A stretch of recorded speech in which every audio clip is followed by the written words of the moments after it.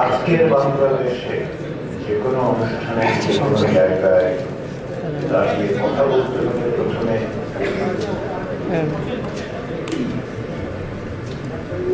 আমি যেটা নৈতিক কর্তব্য বলে বিবেচনা করি সেটা হচ্ছে যে মানুষগুলো আত্মদান আমাকে এখানে দাঁড় করিয়েছে তাদের থেকে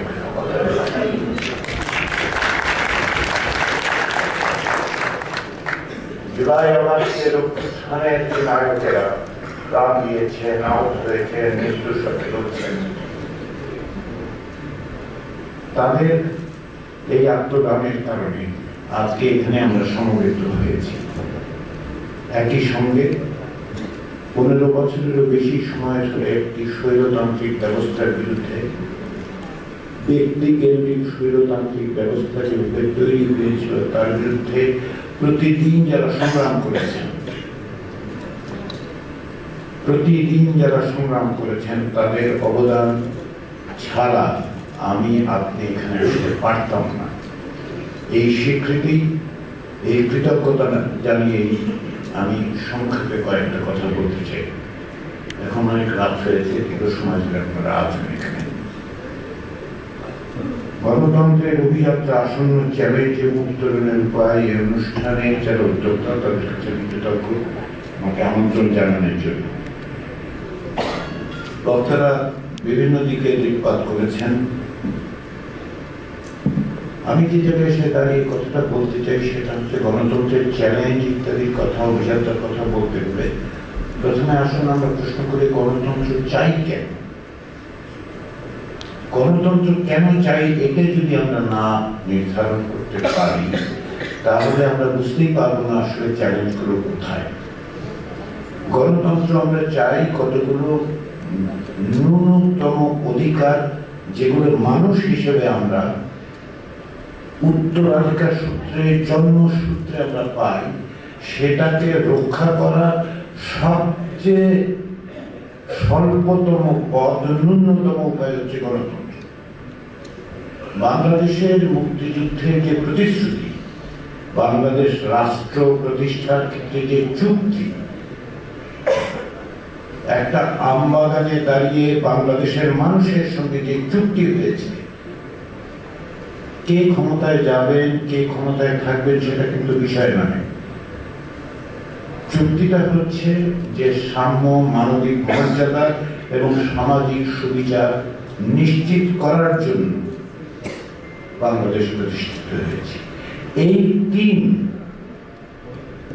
লক্ষ্য যদি অর্জন করতে চাই তাহলে আমাকে প্রথমেই যেটা নিশ্চিত করতে হবে সেটা হচ্ছে মানুষ হিসেবে যে ইনএলিয়েনেবল রাইট, যে অধিকার কেউ কারো কাছ থেকে নিয়ে যেতে পারে না, সেই অধিকার প্রতিষ্ঠা করার বিষয়ে আমাকে সংগ্রাম করতে হবে, সেটা নিশ্চিত করতে হবে। এটাই হচ্ছে গণতন্ত্রের মৌলিক জায়গা। এইখান থেকে যখনই পরিস্থিতিটা ডিবেট করেছে শেখ হাসিনা সরকারের সময়, তার চূড়ান্ত রূপটা আমরা দেখতে পেয়েছি।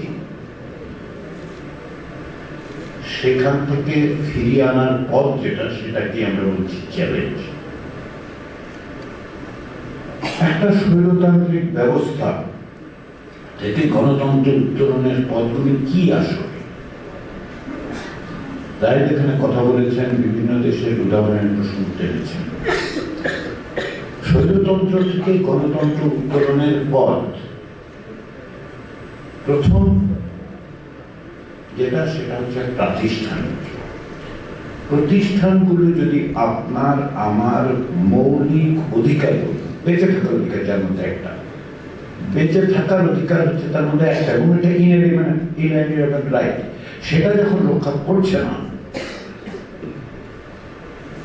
সেটা রক্ষা করার জন্য যে প্রতিষ্ঠান, সেই প্রতিষ্ঠান আমি যদি তৈরি করতে না পারি, সেই প্রতিষ্ঠান তৈরি করাটাই হচ্ছে চ্যালেঞ্জ।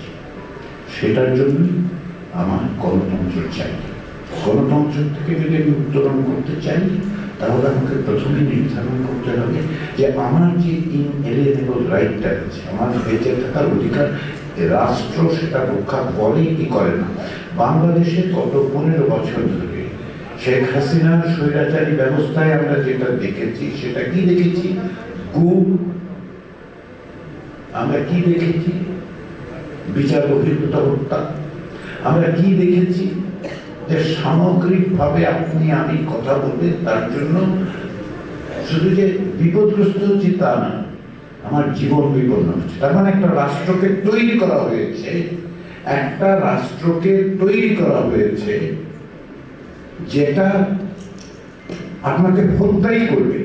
রাষ্ট্রটা তৈরি করা হচ্ছে কিন্তু আপনাকে হত্যা করবে। আপনার আমার যে মৌলিক মানবাধিকার না, মানুষ হিসেবে অধিকার, সেটাকে ছিনিয়ে নেওয়ার ব্যবস্থা করা হয়েছে।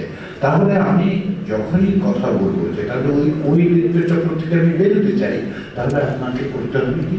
আপনাকে প্রথমে এটা স্বীকার করে আপনাকে অগ্রসর হতে হবে যে রাষ্ট্রের পরিবর্তন ছাড়া কেবলমাত্র যে আপনি একটা কিছু দিয়ে করবেন, যে একটা ব্যান্ডেজের মধ্য দিয়ে একটা সমাধান বের করবেন, আমি তা মনে করি না।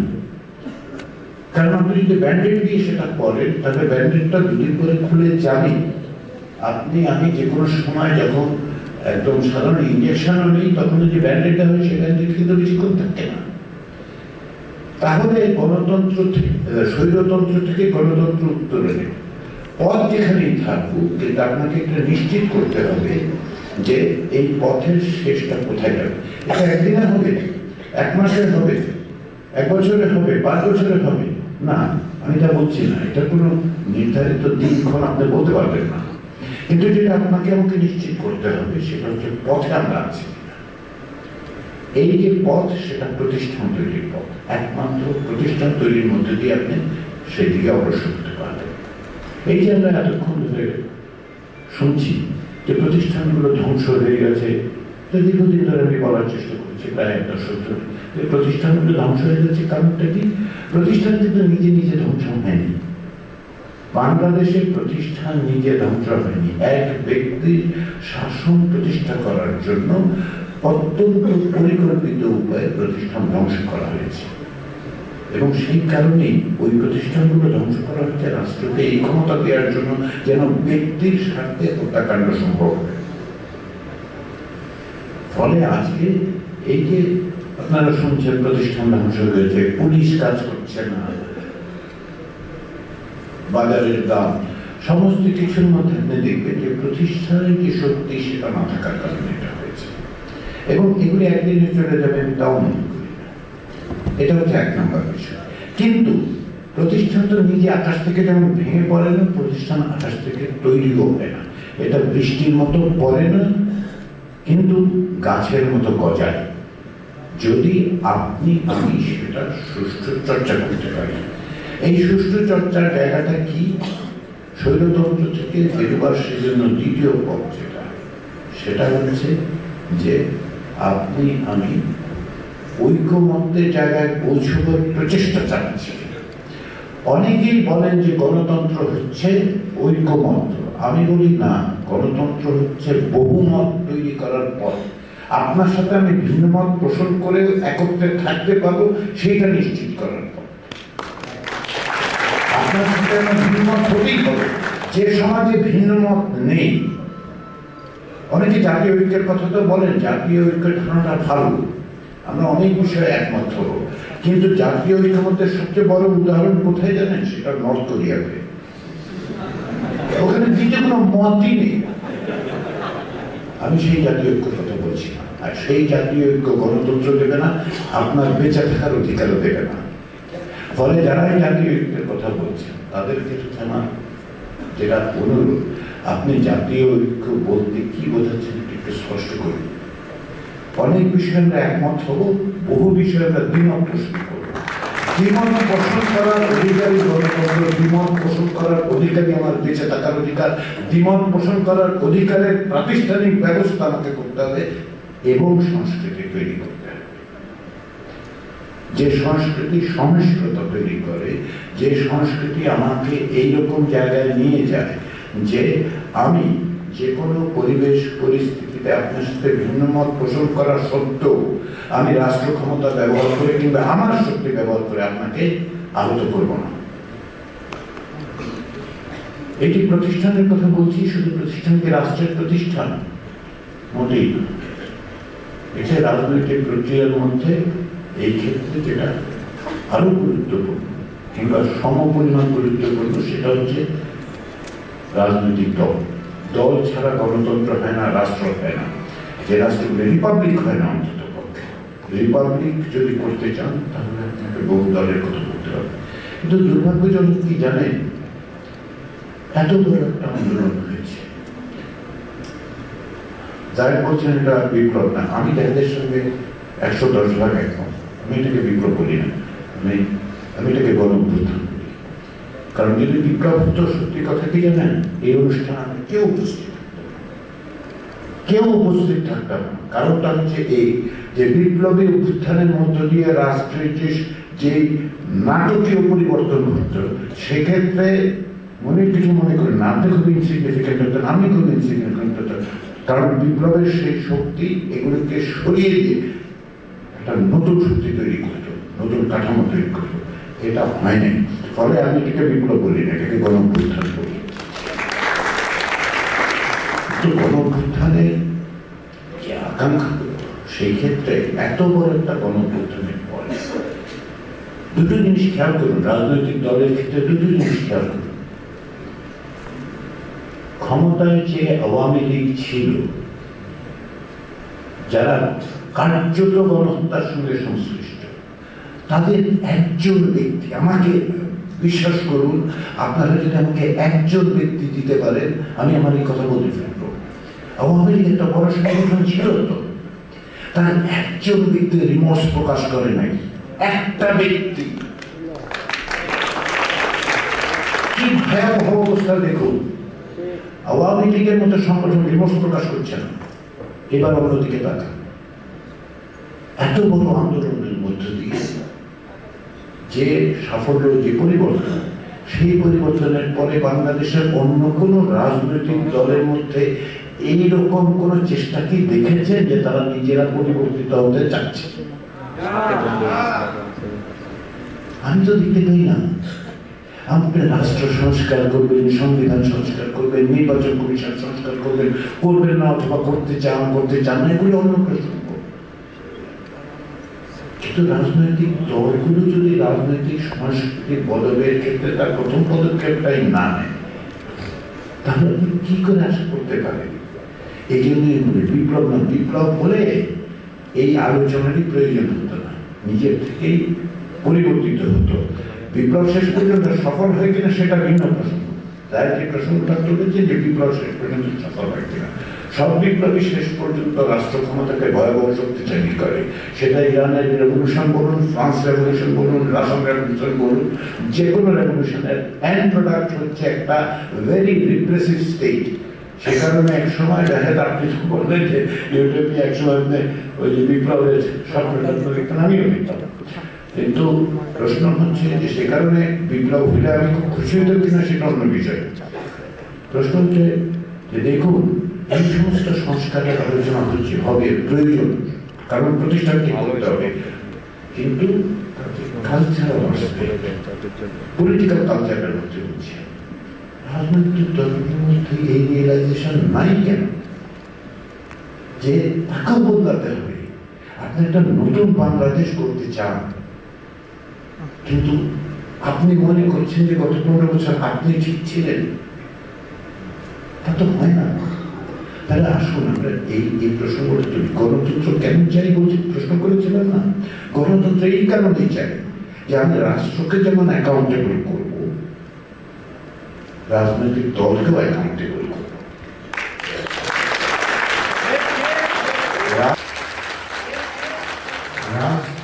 রাজনৈতিক দলকে অ্যাকাউন্টেবল না করে রাষ্ট্রকে অ্যাকাউন্টেবল করা যাবে না। এটা হচ্ছে 2 নম্বর। 3 নম্বর বিষয়টা কি জানেন?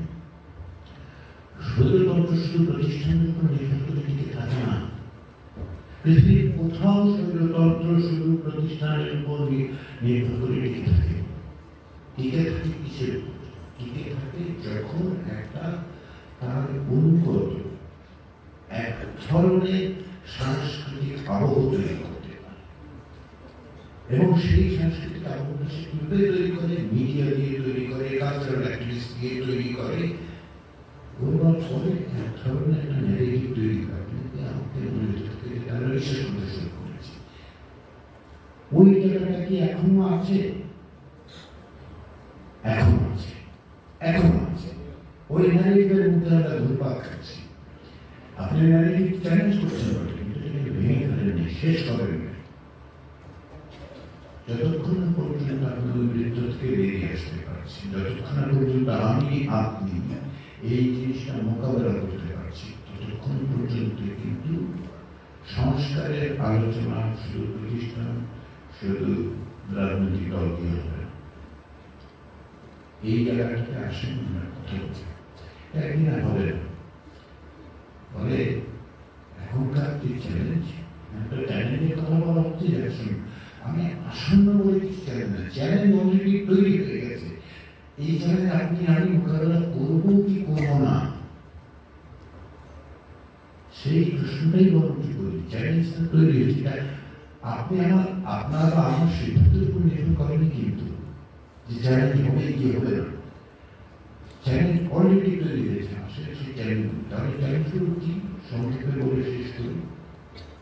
এক নম্বর চ্যালেঞ্জ হচ্ছে শুধু ভেঙে পড়েছে প্রতিষ্ঠান তা না, যে প্রতিষ্ঠান তার লক্ষ্যই হচ্ছে আপনাকে নিপীড়ন করা, আপনাকে হত্যা করা, এইরকম একটা রাষ্ট্র যন্ত্র আপনি কিভাবে মোকাবেলা করবেন সেটা আসেন আমি সকল মিলে ভাবি। সেখানে আপনার সাথে আপনার আমার ভিন্ন মত থাকবে, কিন্তু আমরা সকল মিলে জাতীয় ঐক্যের নামে ভুলে চলেছি, তারা আবার চেষ্টা করার লাভ নেই। আসলে আমরা কথা বলি। দুই নম্বর বিষয়টা হচ্ছে পলিটিক্যাল কালচারের ক্ষেত্রে, রাজনৈতিক সংস্কৃতির ক্ষেত্রে পরিবর্তন। সেটা আসেন রাজনৈতিক দলগুলোর কাছে চাই, অনুরোধ করি, চাপ প্রয়োগ করি, আপনারা বলবেন। তিন নম্বর, কালচারাল এনভায়রনমেন্ট, জাস্টিফিকেশন, বৈধতা যে প্রক্রিয়ায় দেওয়া হয়েছে সেই বৈধতা দেওয়ার প্রক্রিয়াটাকে আমরা মোকাবেলা করি। এটা বিকল্প হিসেবেই শুধু নয়, নতুন বাংলাদেশ যদি আমরা করতে চাই তাহলে কোন বাংলাদেশ করতে চাই সেটা নিয়ে কথা বলি, সেই সংস্কৃতিকে বড় তৈরি করি। এগুলি, এই জায়গাগুলোর মধ্যে আমরা আছি, আপনি চাইলেও আছি, আমি চাইলেও আছি, না চাইলেও আছি। সেগুলি মোকাবেলা করার জন্য আমরা প্রস্তুত, সেগুলি মোকাবেলা করার জন্য কি আমাদের কৌশল